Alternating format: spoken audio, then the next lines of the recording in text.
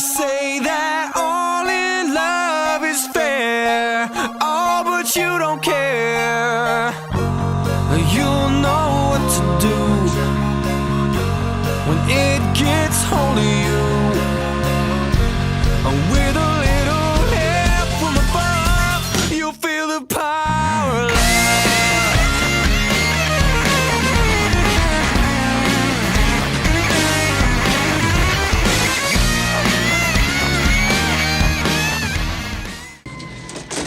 Now where are we, dude? Oh, it's my house. Rufus, can we go anywhere we want at any time? Gentlemen, you can do anything you want, as long as you remember this. No matter what happens, you must get to that report. Got it? All right, amigos, that book will give you the number of any place you want to go. Now, most important, no matter what you do, no matter where you go, that clock, the clock in San Dimas, is always running. Got it? Yeah. All right. Time for me to go. What do you mean, Rufus? Yeah. Aren't you coming with us? Gentlemen, you're on your own. Thank you, I Fight Dragons, for the final time. Welcome to the finale of Time Traveling. How are you, my excellent friends? Woo! We're excellent. And Will, party on, dude. Will Asbill Esquire. Josh Theodore Wasta? Sure, Joshua Wasta. Jennifer Howland. And Anne doesn't have a longer name than Anne Asbill. I know my name is disappointing. I'm impressed that Bill managed to get a law degree and pass the bar, Right? but he's still failing high school history. It's a lot. Yeah, It it's is an enigma, for right? sure. I mean, he probably went to the same school that Dr. Dre did. So yeah, we're going to be talking about Bill and Ted's Excellent Adventure today. Let's start with go around. I'm not going to give an order, but how long had it been since you have watched this movie? Like a full commit? I think Like a it's been full- over 10 years. Yeah, beginning to end, not just like watching a clip or two. Yeah. Yeah, well over a decade for me, probably over 15 years at least. Yeah, it's probably been 10 or 15 years for me. But I also have to say that this movie is where I got my parenting philosophy. Yes, it's true. And a damn good tattoo. Be excellent to each other. Nice. Yeah, probably the same for me. I know that I wanted to go back and revisit, and I probably will now watch Bogus Journey and then Face the Music again. Once Face the Music came out a couple years ago, I watched it and I was like, oh yeah, I should go back and watch the first two, and then didn't. So we have rediscovered this movie as adults, really, is what it comes down to. I mean, Speak for yourself. yeah. You were in your 30s. You can fuck right off. But yeah, like I haven't watched this probably since my 20s. I was not in my 30s. It came out. Not when it came out. You said it's been 10, 15 years.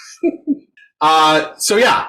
And you had mentioned before we started recording, you have new hot takes, hot goss on this movie. The hottest of takes. The hottest.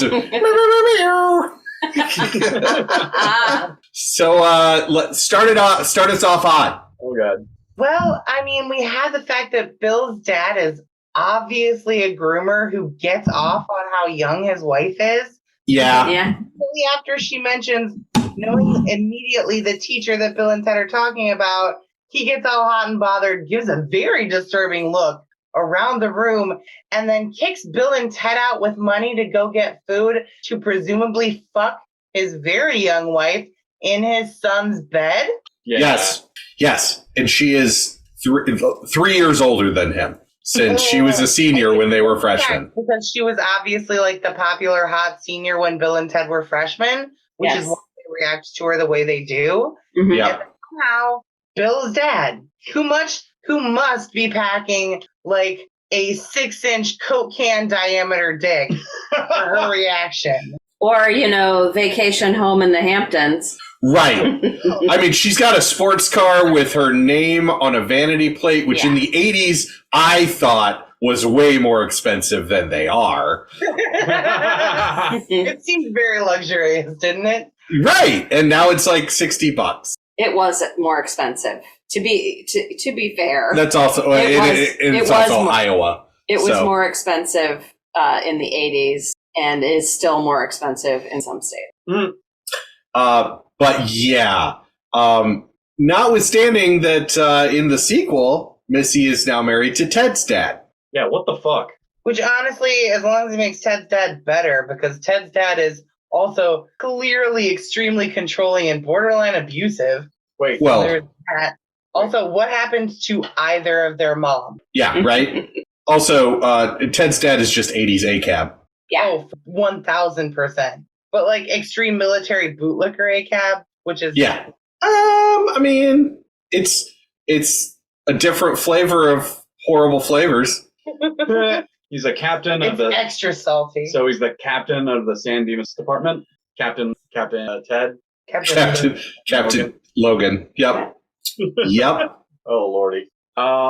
Yeah, when you watch this when you're a kid, you don't think about the implications of what they're doing and how it could really fuck up your timeline. But I guess the timeline is very malleable in this universe. Yeah, we will get to that in our N3 questions, because we've got some serious ramifications to the space-time continuum happening. To the fact that the princesses are Elizabeth and Mary, and there's definitely some weird shit going on with that makes that impossible. But also, they're obviously stand-ins for Elizabeth and Mary. So what happened to England? Well, they're in San Dimas, California. They don't care. It's not their problem. Mary and Scots live. I mean, is she really that important? Oh, man.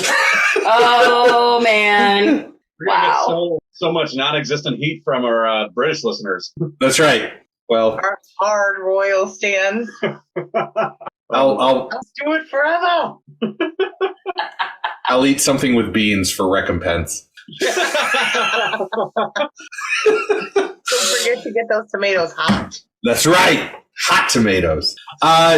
Jen, any new takes watching this time? Something, regarding the time travel that I really loved, where you're just like, oh, come on, time travel. They're just like, obviously I went back and did this after we successfully did our presentation and I loved it. I absolutely loved it because that someone was like, time travel doesn't work that way. And they're like, let me explain to you how this fucking ridiculous movie, if you're trying to make it work scientifically, how we did it. We actually, I almost paused it watching it. Yeah. The conversation that they have after they do it for the first time, which is with Ted's dad's keys. Mm-hmm. Yeah. And he goes, okay, dude, remember the keys. And he goes, well, obviously we did remember because it happened. And like, that is your entire, a paradox just explained away. Well, obviously we could do it because we did it. Yeah. Wrapped, printed, ate it up, left no crumbs. They were just like, nope, we've got this. Yeah. Right? They're like, hold on, we got this. Does a bump of cocaine. All right, we got Done. I will say, with the exception, now that you brought it up, of the groomer stuff, which was problematic, only one gay slur. And other than that, actually kind of stands up okay. Yeah. Bogus Journey does not. From what I remember, just a cursory look over it. It will not, because there's like a lot of weird stuff with the princesses and the robots in that one. But this one, surprisingly solid. If I could get away with like basically a groomer joke character and one gay slur, it's passable for 1980s. Very true. For a sci-fi comedy in 1989, this actually is tolerable. Right? Yeah, it comes out a lot better than the Goonies does. Oh God. Oh yeah. Yeah. Or a lot of things out of the 80s, to be honest. Pretty much anything by John Hughes doesn't stand up to the... I love and will die for 16 Candles forever, but oh my God, it's so hard to rewatch sometimes. Yep. There's It's hot, but oh. There is an amazing article written by Molly Ringwald about watching 16 Candles with her 16-year-old daughter. Yeah, it was cringy. And she points out it's cringy, but she's like... No, that's what I'm saying. Yeah. It was, she said it was cringy watching it with her daughter. Yeah. Yeah.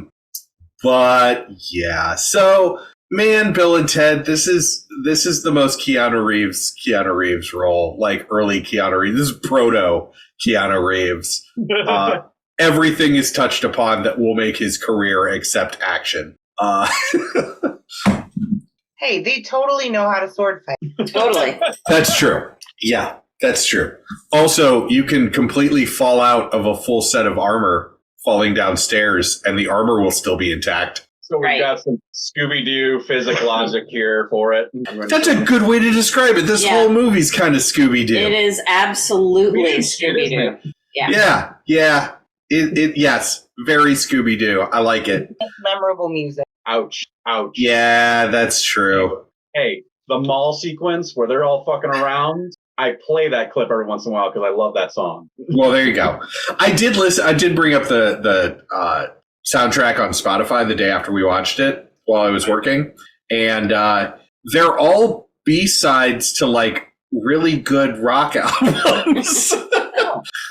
But not the good. Right. Not the good tracks on or even the good B-sides. They're still decent 80s, like if you're getting into, 80s metal, early metal. Hell yeah, 80s metal. They should have stuck with prog rock until we got somewhere decent in the Netherlands like everybody else. Get me 4 guys dressed up in lingerie into my shadow, please. And get that. That's right. But also have them be extremely homophobic, extremely misogynistic, and fucking underage girls on the record. Oh no. I mean, you said you wanted the 80s. I did. I want out. Where the hair and the musicians are high. Yeah, look, I did that, and I don't want to do it again. Thank you. That's like everyone was like, oh, the 70s were so awesome. I'm like, no, they really weren't. They just weren't. It's People okay. smelled more like patchouli back then. I wasn't around for the 70s. Well, they smelled like patchouli a lot in the 80s, depending on where you were. So there has always been a portion of the populace that has been convinced through enough casual drug use and just like deadening of their senses that patchouli oil will override your need to shower, and that is simply not the case. Yeah, I identify the smell of patchouli with the Hall Mall in Iowa City. That's fair. I identify the scent of patchouli with the scent of body oil. Well, I mean, yes. Yeah, that was so. Goes with that. Yeah, that was my experience being a stepdad and having 2 stepkids that went through puberty around me, and I had to reprogram them to say, I don't know who taught you that cologne equals a substitute for a shower, but they were wrong, and you should not do this with your life. Well, at going through puberty, it may not be a substitute for the shower because one of them was using it as a substitute for a shower. Well, but they also could shower and then 30 minutes later smell again. Right. Impressive, really. It is. Yeah. I'm trying to remember what the name of the creature is. Nope. It's gone. It's a D&D creature that's like always stinky. Oh, It's not a troglodyte. It's something like that, though. Anyway, but it's like the lizard thing that's like Pigpen from Peanuts.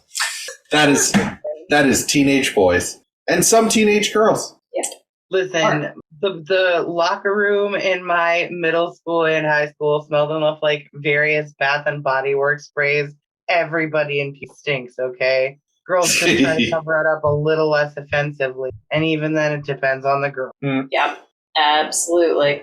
I'm just glad that I graduated when I did and not like 3 to 5 years later when the Axe spray really hit. Scents that give me a migraine even thinking about them. Yes. Sometimes you gotta smell like an axe. Oh, okay. So back to Bill and Ted. I mean, definitely in its own category of the time travel movies that we've done. Because even Back to the Future, which I would argue is our silliest on this list up until now, still took things a little bit more seriously. Oh, absolutely. Oh, yeah. I'm also going to say this is definitely longest and also most forgettable intro to any of the time travel movies on the list so far. And that includes the fucking Time Machine made in the 1960s. Yeah. Yeah, the whole introduction with the future, but you don't really figure out what's going on with that until 3/4 of the way through the movie. Yeah, it's just... Oh, sorry, go ahead. I was just going to say it's just really fortunate that everything else was so engaging after the beginning. Right. Like, once Bill and Ted come on the screen, you're like, oh, okay, this is what we're here for. I'm involved now, but I yeah. would say the fact that it's George Carlin helps. Yeah. Yeah, that's true. Yeah, the first note I had for this movie was, look at that beautiful crystal footage. For some reason, the sequence took so long, it made me think about the fucking first Star Trek movie with all that damn ship footage for some reason. Oh, that gorgeous miniature ship. Speaking of George Carlin, according to Alex Winter, who plays Bill, that the first person that they approached to play Rufus was going to be Sir Sean Connery. Oh, God. And it was going to be a very serious role. Oh, God. I'm really glad they didn't do that. Yeah. You can pull this off. The lightness makes it, although one of the Oh, things no. I think early was that, he's great as Bill, and, I adore him, but I can understand why they didn't let him talk in the Lost Boys. That would have thrown everything off. Oh. We're totally gonna kill kids. Wow, I'm a vampire. Alex, no. That's not getting in the cut. We're going to give that line to Kiefer. You're just going to sit here and look brooding, okay? Okay. In fact, all of your lines, just go ahead and highlight them so the Kiefers can see them easier, because he's going to have all. The Kiefers. Yeah, he's actually gone on to become a pretty big producer. Yeah. And director of documentaries. Oh, cool. Yeah, Alex Winter also starred in a movie, I think, called Freaked. Yep, and wrote it. You wrote it? Yep. Huh. And what else? For some reason, he's got, I think Keanu Reeves showed up in it as the dog boy or the dog man in that Freak. I don't know. I'm looking at it now. I've never seen this. Brooke Shields, William Sadler. Morgan Fairchild. Wow. Yeah. It actually had a lot of... Mr. T. Mr. T is the bearded lady. Randy Quaid. Yeah. He doesn't have any freak makeup on. He's just Randy Quaid. Just Randy Quaid going off. Wow. A company that produces a toxic chemical tries to improve its image via a popular spokesperson, Ricky Coogan. Ricky travels to South America to get a first-hand look at the chemical's effects and finds himself at a mutant freak farm. Yep. Elijah, who runs the farm, is only too happy to have new subjects on which to try his freak machine. The very chemical that Ricky is supposed to promote is the one responsible for creating the great variety of freaks. Oh, I have to Someone saw Todd Browning's Freak Show 1. I have to correct myself here. Is actually John Hawkes as the cowboy dog guy. Okay. Wow. Well, there was trivia on that saying that, go down right there, Keanu Reeves Was paid $1 million for his uncredited role as Ortiz the dog boy. Well, fuck me. Ooh. Oh, God. The soundtrack was written by Henry Rollins and performed by Henry Rollins and Blind Idiot God. Did we find another movie to talk about after this? Listen, I mean, I may need to check this sucker out. Oh, All right. no. I need to watch it. Henry Rollins. Yeah. Did I just create a new series for us to check out?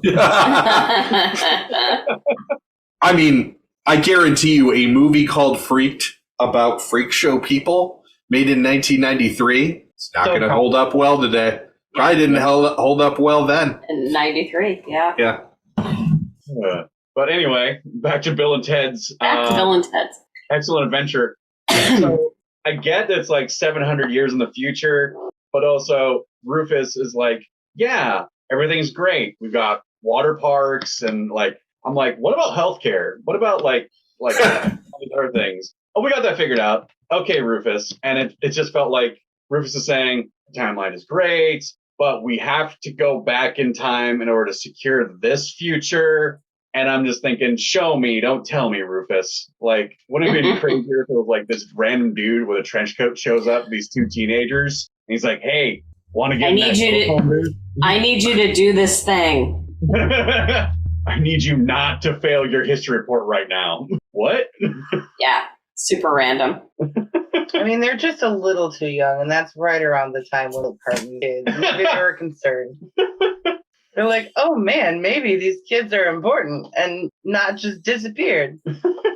So there were 4 people that were approached for Rufus to actually this follows up with your idea of kind of creepily walking up to 2 teenage boys and asking to get in your phone booth. Yes. Ringo Starr and Roger Daltrey were 2 of the other ones that were considered, but so was Charlie Sheen. And I think that the reality in which it is a creepy guy in a trench coat going up to 2 teenagers is the Charlie Sheen as his role. Yeah. Oh, absolutely. Yeah. Oh my God. But yeah, also Rufus, George Carlin gets to do fourth wall breaks. And Yes, he does. Which is another flavor I love in movies. I don't know why, because it takes back your stage performances and be like, it's lazy. I get it. Yeah, but let's be honest here. It's 2 teenagers getting a time machine. You really need to be waxing poetics with it or philosophy. You don't need to go Tenet hard with this kind of movie.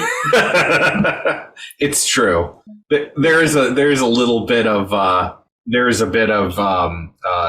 leeway that you can give to this type of movie. It's definitely somebody's putting a finger up to your lips and they're like, yeah. It's life is short. What was one of the notes here? They were talking about Napoleon. Well, I mean, they flash back to the Napoleonic Wars for like 30 seconds, so I don't really see the purpose. But then I had to throw out my Napoleon fact of he wasn't really that short for the time. And also, if we want to talk about something interesting, let's talk about the fact that he only had 1 testicle. Ah, so he was trying to prove a point. Gotcha. I think that's the true Napoleon complex. Yes. Yes, Napoleon's 5'6", which amusingly is the same size as Rey Mysterio, which everyone always talks about how Rey Mysterio is so short for being a wrestler. I am. Rey Mysterio is as tall as me. Right. It's short. Right. But when you're around giants, like when the average wrestler is over 6 feet, you look really short. Oh my God. What else do I have for notes here? It was when Missy showed up and said, "What are you doing, stepmom?" I can't stop it. I'm stuck. My hand is stuck in the sink. Also, I had a note here of Ted's dad is insane. Freaking military academy? Bogus. And then they follow up with, it's going to be in Alaska. And I'm like, yes. Take a teenage California boy, put him in a military school in Alaska with the inconsistent, short days, long months of night. That'll totally crank out a normal kid. Right? By the way, there are only 4 military schools in Alaska, and all 4 are in Anchorage. Did you just Google that shit? Sure did. Beautiful. I got ADHD in the internet, bitch. I can know everything. What was it? And then they cut back to the future with the 3 overlords, I guess, or the advisors. They're the council. Yeah, they're attached to a wall. They were floating in front of the wall. Oh, okay. And their line is, their separation is imminent. And I'm just thinking, you motherfuckers had time before this? Where you could have made chess moves and they'd be perfect, but they need the time machine in order to make this shit work. Listen, if they interfere with the organic process, Wild Stallion, You're talking they about haven't even started guitars yet. that is Their true. solution is Eddie Van Halen. No, it's music video first, then they get Van Halen. There's a process. Yeah. First we get the jobs, then we get the khakis, then we get the women. Then we learn how to do those jobs You're right. after all that. What was it? Pretty decent special effects. For the time, absolutely. Yeah. Definitely. Yeah.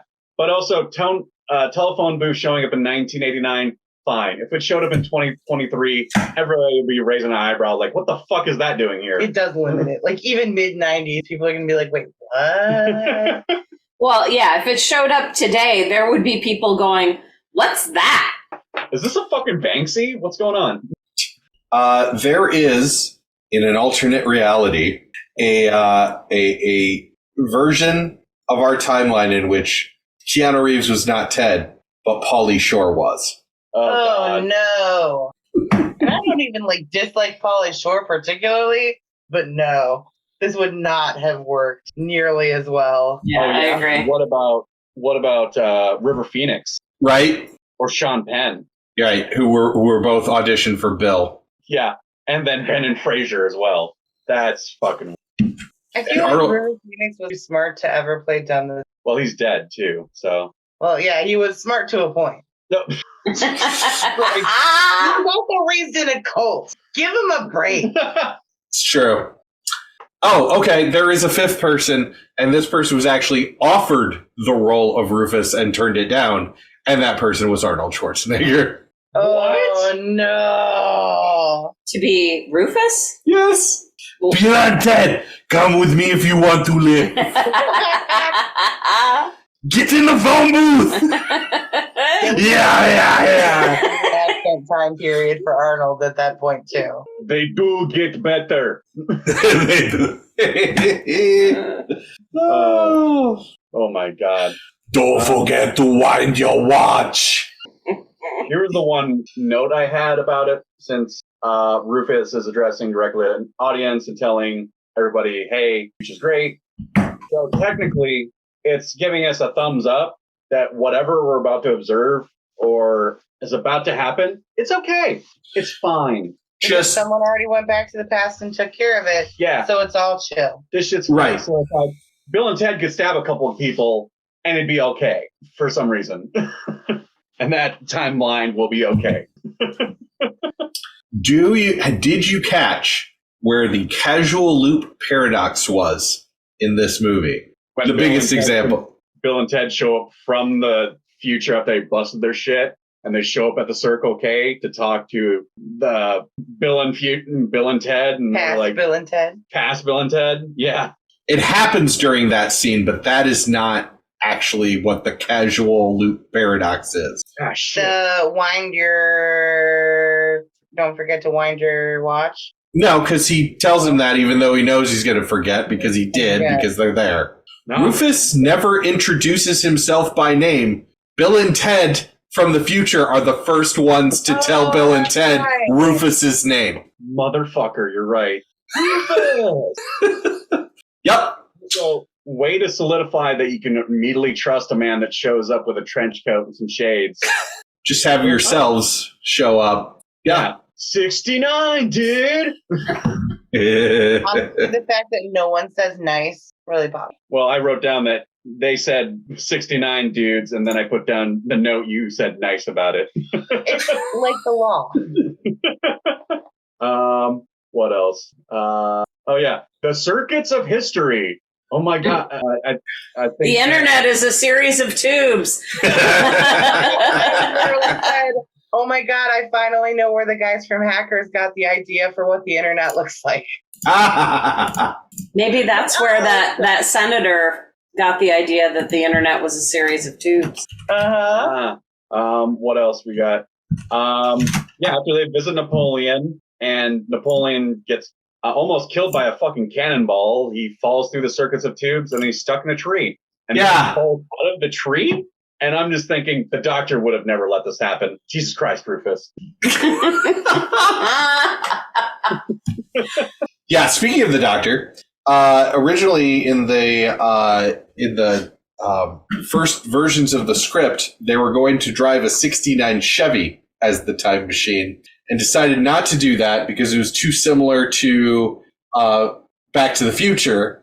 And then somebody was like, yeah, but what about Doctor Who? And they're like, nobody will understand in the United States Doctor Who. Ouch. Hey, I used to watch PBS at like 10:30 I've been with the doctor since I was a child. And special effects were real bad. Yeah. I can't do classic Doctor. Eccleston I can't on anymore, but I used. It's a weird perspective to have is people back in the day when they're watching Doctor Who, like the old black and whites, they were probably fucking terrified of those concepts and the way they looked back in the day. Probably. Yeah. I'm sure Daleks were terrifying, as long as you didn't have stairs. Well, they could fly. No. That's actually a big deal in the newer Doctor Who. The first time Eccleston runs into them when the Dalek starts floating and actually goes over stairs. Yeah, is able to conquer stairs. That was their big weakness in the classic series. Oh, God. Not again. They decided to take it a little more seriously when they brought Eccleston on.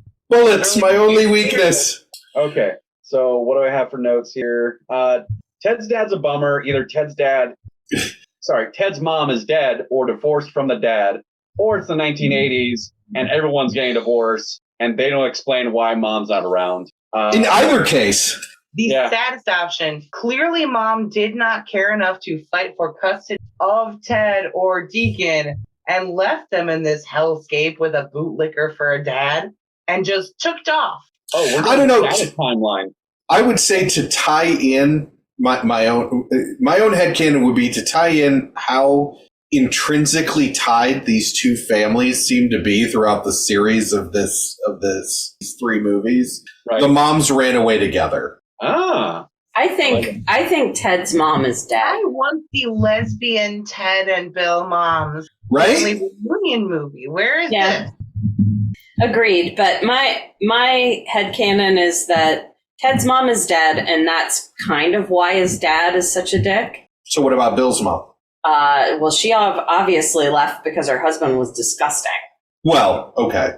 Yeah, Bill's dad's got that whole Leonardo DiCaprio, like, certain Listen, Bill's thing. mom turned 24. No longer. She aged out. She got Leonardo DiCaprio. Saw that 25 coming and ran. Wow. Okay.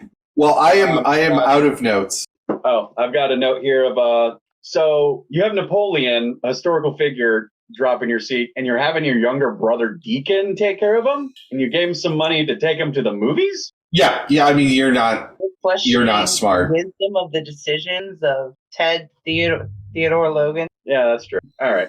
And then they time travel to medieval times because they're fucking around with the toys now. Wait, do they get Socrates and... Wait, no. They get Billy the Kid first. Then Socrates.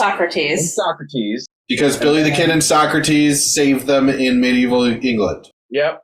But the time machine gets damaged because medieval assholes got a mace. I called out some weird stuff in the medieval part. You did.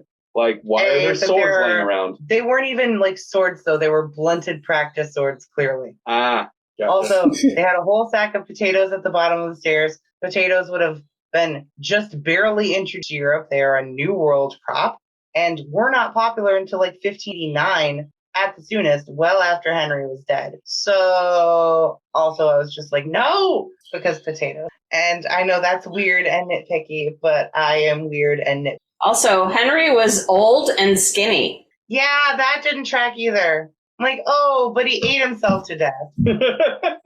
Also, how long did he live? I just feel like people in the 80s, and I just see this looking back, and it happened in the 80s too. I remember I experienced it. but people in the 80s seemed to look far older than they actually were. True. And I think that it was the styles of how people chose to look. It was weird. And the way women wore their makeup and stuff. I'm just like, oh, that is so not doing. Yeah. Well, even the men just looked older. Yep. Not in in the least. The one note I have here, because I forgot about it with the Wild West, was when Bill and Ted are getting Billy the Kid out of the Wild West, I thought, technically this is kidnapping. And Anne said, and life-saving. Well, but yes. And what was it? One of the cowboys got a wedgie, and Anne said, oh, the power of a wedgie. And I'm like, yeah, that's true. You're a blimp. They step it up in Bogus Journey by moving to Melvins, which are front wedgies. Nice. Oh, man. The 80s. This is a weird origin for John Wick. Nice. My favorite part of the movie is definitely still Genghis Khan exchanging his club for a titanium baseball bat and just going shit. Yes. Yeah, the only note I had here would be like if I had to create like a time traveler review board, and they're like, all right, who do we have on the docket today? Oh, we were just going to bring Genghis Khan to the 1980s. Absolutely fucking not. You're going to what? Yeah. You want to what now? Request denied. But why now?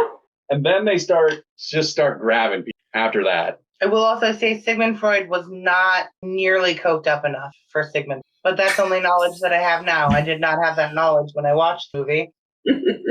Sigmund Freud could be a coked up whore. We're going to be accurate.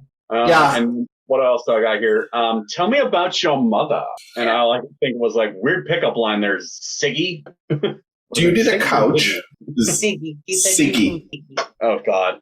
And then what was it? Socrates. So, like, I've read some of the letters he wrote to his like lover and then eventual wife, and like the flirtiness sort of tracks. The flirtiness. Although he likes to refer to himself as a big bag man, and very casually talks about his cocaine use. Oh, all right. It's a lot. And I just want you on color commentary for every podcast I do, with just your random historical knowledge.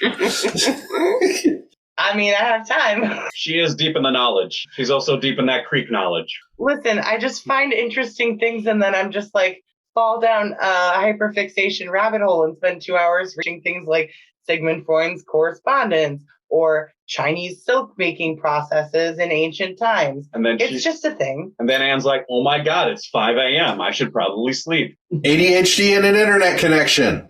Yay! So, just something amusing to me that I just thought of and brought up the IMDb's for all three of the Bill and Ted movies. Elizabeth and Joanna, the two princesses, are played by different actresses in all three movies. Everyone, right? Mm-hmm. They get recast in every movie. Wow. Who's the one in the first one? Because it's familiar. They got replaced faster than the Marty's girlfriend? Yeah. So Diane Franklin was Princess Joanna and Kimberly Cates was Princess Elizabeth in the first one. But I mean, the first one, they're basically just background characters. There's not much to them at all. She is. She's the French girl in Better Off Dead. That's Oh what my I God. thought. Oh, nice. Touch me with these testicles. Sorry, your mom. Octopus. You mean tentacles. Sorry, your mom blew up Billy. Ricky, you're right. $2. You're away from me, kid. Background characters, they have a lot more to do, and I think Bogus Journey is probably the one where the princesses do the most. Correct. Yeah. I've got the evil robot. Us is fucking with them. Like, somewhat literally, yes. Yep. And what else? Yeah, they don't even know how to play the instruments yet, but they're trying. At least they're a little bit further than what Bill and Ted are doing. That's true. they started a meal and Ted were like, we're going to make a meal. Like, you don't even have a song. Look, you gotta, it's a feeling, all right? You gotta feel it out. You gotta stage your garage. Then you buy the equipment. Then you look at the equipment. Also, have you read some of the spec script shit about this fucking movie? Yeah, some of the stuff early in the idea, like that they were going to be losers in high school, and then they cast Alex Winter and Keanu Reeves and went, well, there goes that. Oh, no. About while driving the van in the spec script version, they end up in Nazi fucking Germany. There's a choice. And then it brings Adolf Hitler into present time San Dimas before they collect the other historical figures. They swapped him out for Napoleon? That's a safer That's bet. hardly comparable. And Napoleon was a delight. The water park scene? Come on. Yeah, that was fantastic. To be fair, Adolf And- Hitler walking around California doesn't really scream like ` hit comedy for the year. No. You're right. Yeah. Unless he's getting tapped 2 times in the back of the head. And they're like, well, there goes Hitler. Also, All right. Dave So Watts- what's Hitler's Waterloo scene then? Oh, no. There. No. I can't go down this thought process here. Mm-mm. It's just going to be dark territories for you, man. Like, He gets accepted to art school. There we go. oh, he gets accepted. Nothing bad happens because he gets accepted to art school and gets the attention he so desperately craves. Wait, He ends up in evil. he ends up in Anaheim and goes to Disneyland. Oh my god! I thought this was supposed to be fun for him. Yeah. I mean, I know Disney was a Nazi sympathizer, but I was about to say, at that yeah. point. Walt was an anti-Semite.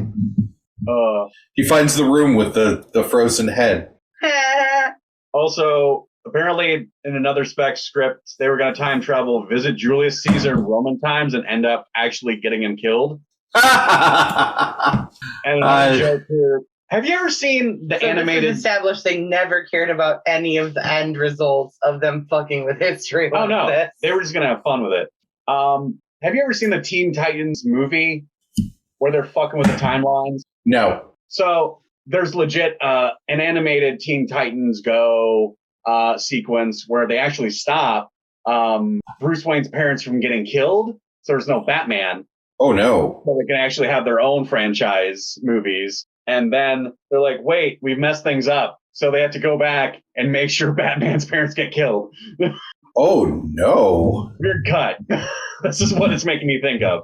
Yeah. Yeah, I couldn't do Teen Never Titans Go. get questionable with the things that they do. Yeah. And there's also apparently in a prehistoric sequence, they were going to show a caveman how to invent fire so they could light up a joint. That's All right. So Nice. It's good we got this version. That out was in the Sean theaters. Penn as Ted version. Or as Wow. Also, another version where they meet Charlemagne, but I guess they were calling him Charlie Mangay. What?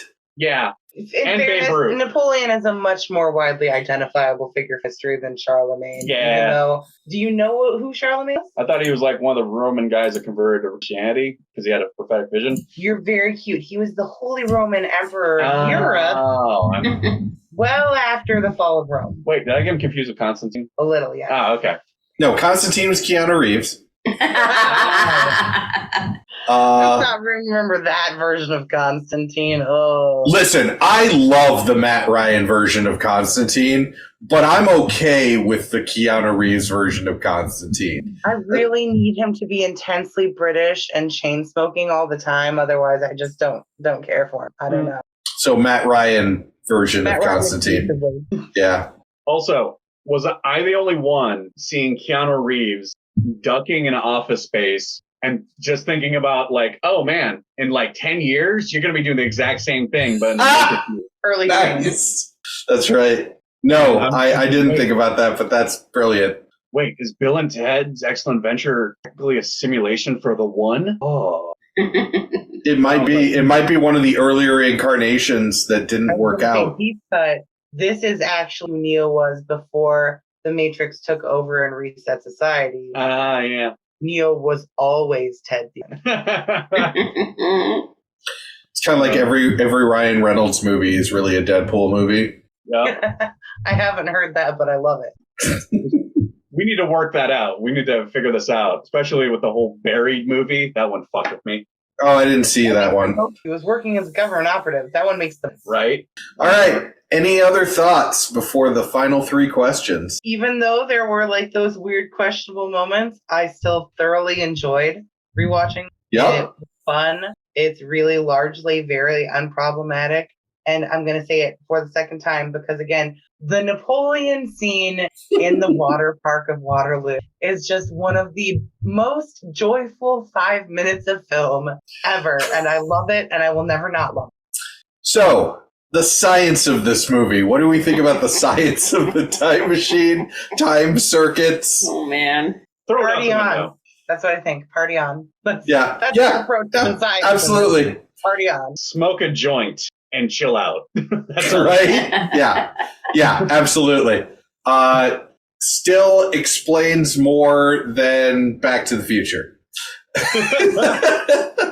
But listen, Doc is a disgraced nuclear physicist. So you've just got to trust that there's some science working there.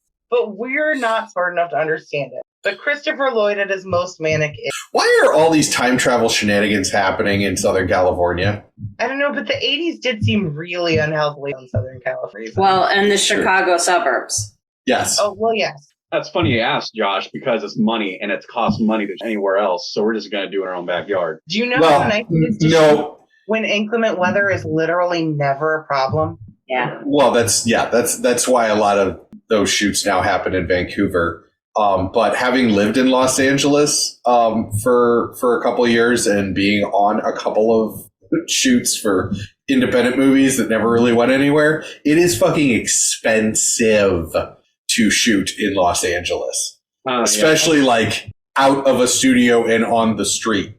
And cops will stop and ask to see like your permits. There's a lot of guerrilla shooting that happens in LA. Ah. Yeah. So was this primarily shot in like Canada then? Like what are we talking about here? Well, let's see. The mall. There's a section about the mall. Okay. Principal filming was in Phoenix, Arizona. There you go. It was a mall in Phoenix. It was a closed mall in Phoenix. Yeah, and also Coronado High School, where they did a lot of the school shots. Huh.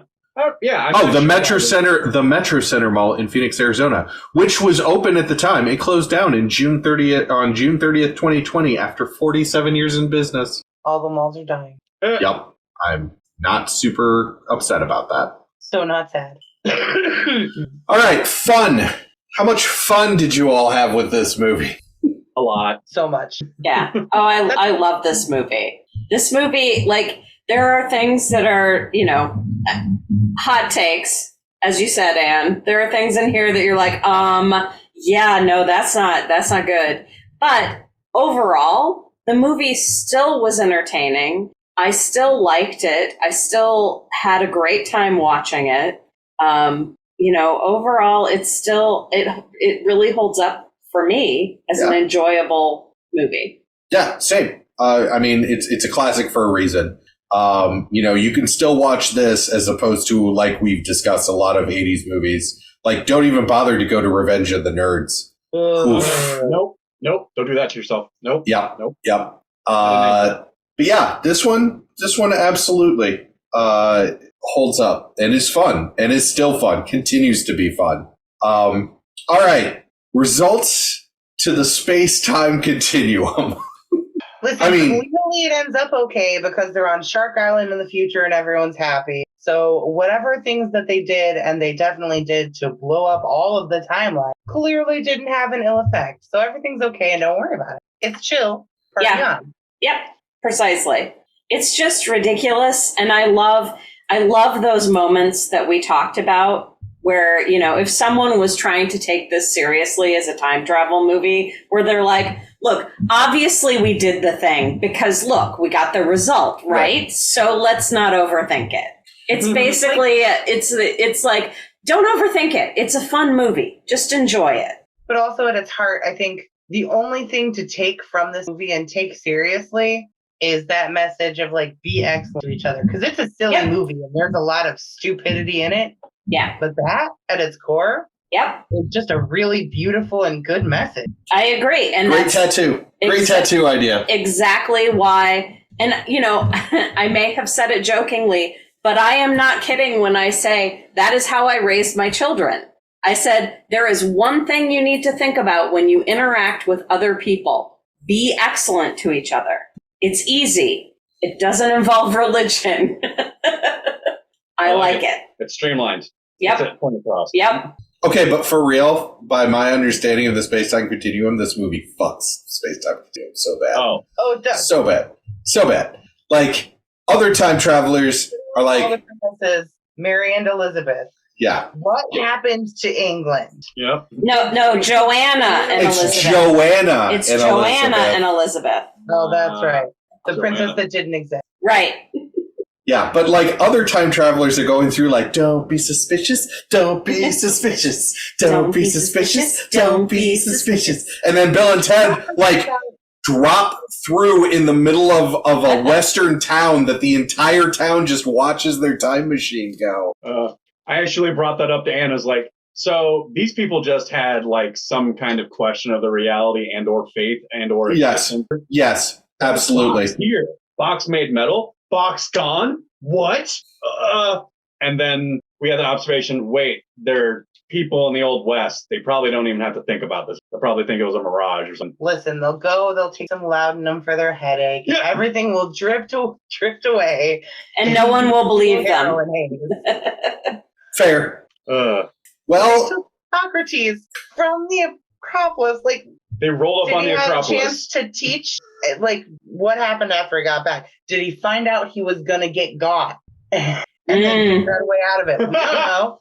Oh, maybe that's why. Because he came back and he's like, oh, malls and shit. And they're like, he is fucking crazy. Loves. Oh my God! Listen, we've been joking about it before, but now he really is trying to corrupt the youth.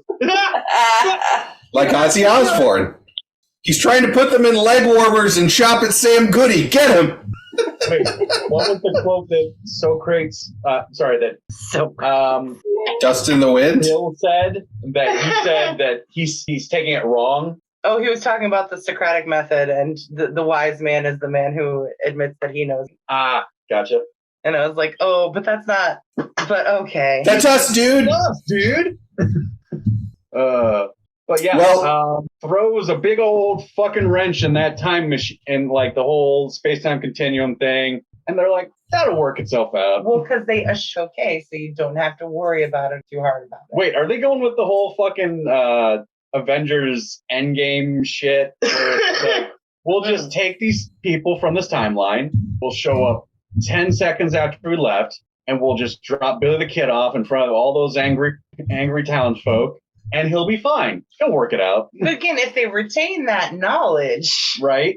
But yeah, the ultimate science of this, as far as the effects of the timeline, are not great if you're No. trying to think it any other way than the movie's presenting it, which is as an 80s comedy where they're like, but it's okay because Rufus already told you it's fucking up. But Right. also, you take some from like the future or from the past, use them for a little bit for the future, like history project, then drop them off. Who's gonna believe them? Right. So you end up with, instead of Socrates influencing Aristotle, who then went on to teach Plato, with Socrates coming back after a weird fucking experience. And all of a sudden everyone's like, don't listen to that fucking buffoon. He's going to tell you he went to the future. It's nuts. Just don't worry about it. Oh my god. And then Alexander never goes on to invade most of the fucking Eurasian continent. I mean, really, the effects are a lot if we carry it out. Rufus should have been like, don't worry, we can memory wipe them. It's okay. Did you flashy thing me? None of that. Did you flashy thing me, Rufus? Flashy thing. Man, Men in Black took threats more seriously than Bill and Ted did. That's Right? wild. Oh god.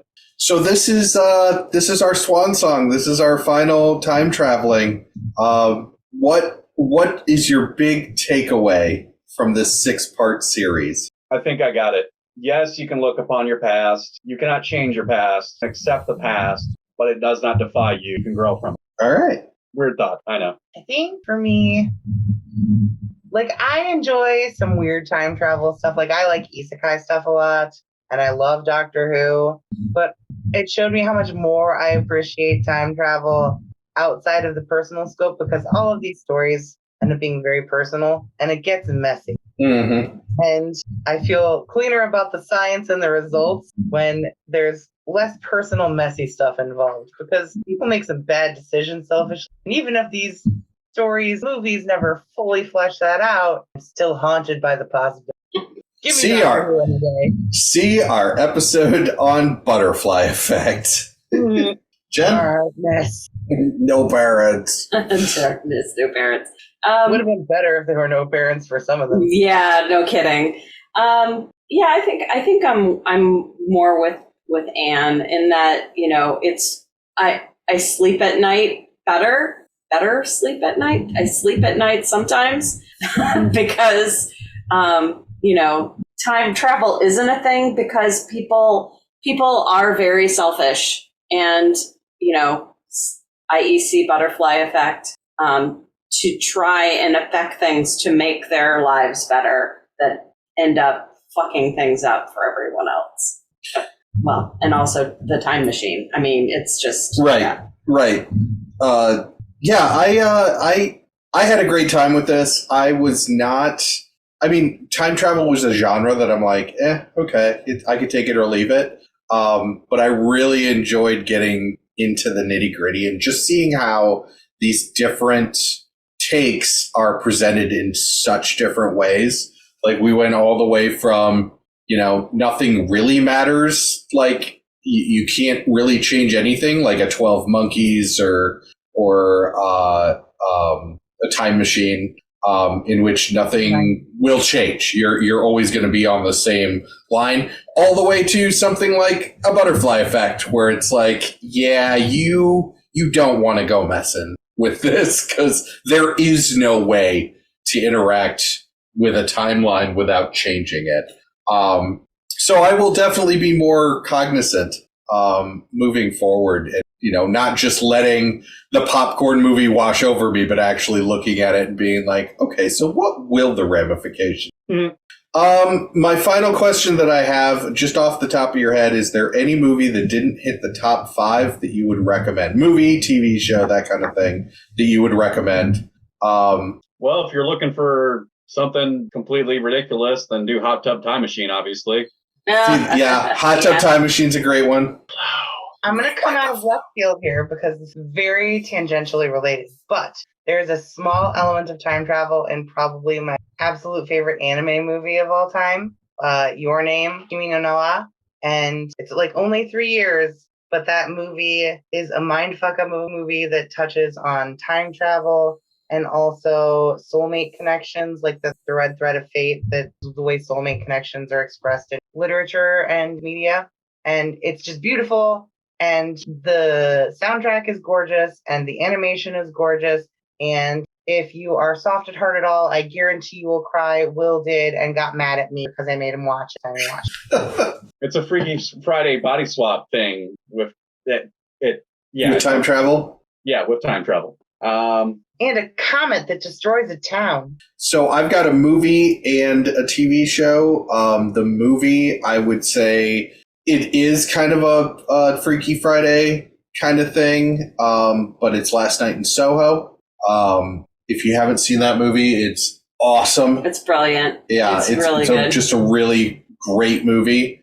And then the second season of Russian Doll. First season is time loops. Second season is actually time travel. The whole series, or both seasons of the series, are amazing. The series are incredible. Yeah.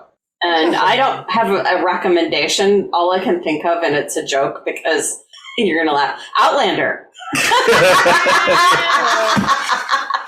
I don't recommend it. Well, I mean, if you're into that, that's fine. It's just, you know. It's a bodice ripper. Yeah, totally is. But not a particularly well-constructed bodice ripper, and I've watched a couple of seasons of the show and read a couple of the books because my mom loved them, and then I couldn't. Someone recommended the books to me, and I read, I think, 2 of the books. And so when the series came on, I'm like, oh, this could be interesting. And I watched the first, I don't think I watched the full episode, did I? Yeah. I watched one episode, part of the first episode, the pilot, and I couldn't do it. I was like, oh no. I only made it a couple episodes in. I think I didn't get very far. And I used alcohol heavily to get me that far. Yeah. Not Yeah. good. Not good. No, it was not. It was a similar vein to when my sister was pregnant with her second child and I was staying with her. She said, I had to read these because she was teaching school at the time. And she's like, and therefore you must read them so that I have someone to commiserate with. And it was the Twilight series. I am so sorry. And I trashily enjoy that series like the trash rat that I am. Oh, I've read the entire thing too. Because, I mean, you know. Once you start. Well, also, it was like I could read a book in a day and a half. It wasn't that hard. They are very not taxing reads at all. They go fast. Yeah. Also, just going to point out, Stephanie Myers, what the fuck? Why have you not given any of your money or proceeds to the Kilauea tribe when you fucked their mythology and wrote new stuff when they're a real tribe in the Pacific Northwest and then have provided absolutely no money to them in spite of your usage of their actual tribe and in spite of the fact that they are historically very poor and not doing well? Just a side note on Stephanie Myers and why she pisses me. Because she's a privileged white woman? Because she's a trash A human. privileged white Mormon, it's worse. Oh, yeah. Well, on that note... we will sign off. I do have a little bit of housekeeping. If you enjoyed this series, or if this was your first introduction to a graphically novel production, we have new stuff coming up. Sadly, Will and Anne will not be there for the new stuff, at least the stuff we have planned. But watch this space. Maybe Will once again just send me a message being like, hey, I want to do this thing, and then we will do the thing. That's pretty much the impetus of how this show came about, is a late night message where he's like, hey, I want to do this thing. We do have a new... You messaged me first. You messaged me first. Yeah. Go I back. feel like a fun series would be everyone puts out like their favorite trashy 90s. Ah, okay. And then we all have to... Hudson Hawk. Prayer of That's the not Lord. trashy. That is not trashy. It's also 80s. Can I just plead? I don't remember the 90s that well. Johnny Mnemonic. Oh, I was in my 20s in the 90s. Speaking of Henry Rollins. Oh yeah, Johnny Mnemonic. Yes. What causes it? This causes it. This causes it. We do have a new season of Rec Conversations that we are in the planning stages for right now. We are going to go through such amazing comic book storylines as Secret Invasion and Hellboy the Conqueror Worm and what else do I have coming up on this freaking... I'm going to be on a episode. I don't remember what. You are going to be on an episode, and of course I don't have that. Hang on, I got it right here. It is Human Target. Human Target, which is a series by Tom King. Yep. What else are we doing? Sins of Sinister, Age of Apocalypse. Ooh. We're going to have a show with our youngest fan. His name is Daniel. He's 11 years old. Shout out to Daniel. And he has asked us to explain The Last Ronin, Teenage Mutant Ninja Turtles comic, which I've now read and probably shouldn't be explained to an 11-year-old. So, it's going to be a good time. And then we will have everybody's favorite guest, Mike Hollywood, who was our person that really inspired the series, and we will be explaining Mouse to him. So, Wow. Yeah, get ready for some scream. Also, on the graphically novel side, we are currently working on our Superman episode and our Hulk episode. And I imagine shortly after that, we will be sitting down and recording our Sandman episode, which has long been on our docket. So watch this space. Exciting things coming up. We may sneak Will and Ann back onto a couple of shows. You will be able to hear them again. Do not underestimate the sneakiness. But until next time, take it away. I Fight Dragon.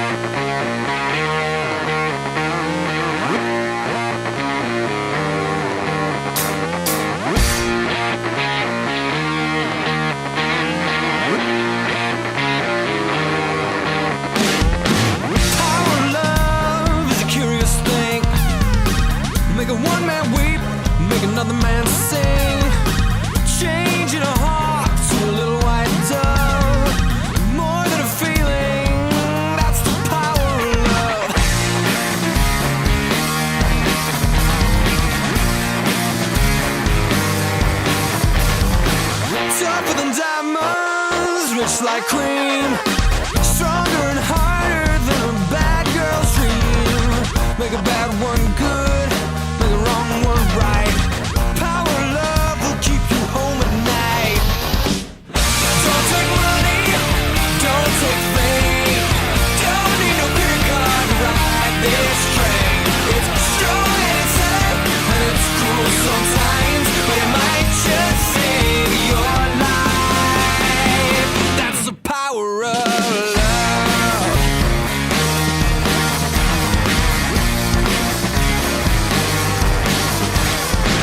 First time you feel it, it might make you sad, and the next time you feel it, it might make you mad. But you'll be glad, baby, when you found that's the power makes the world go round.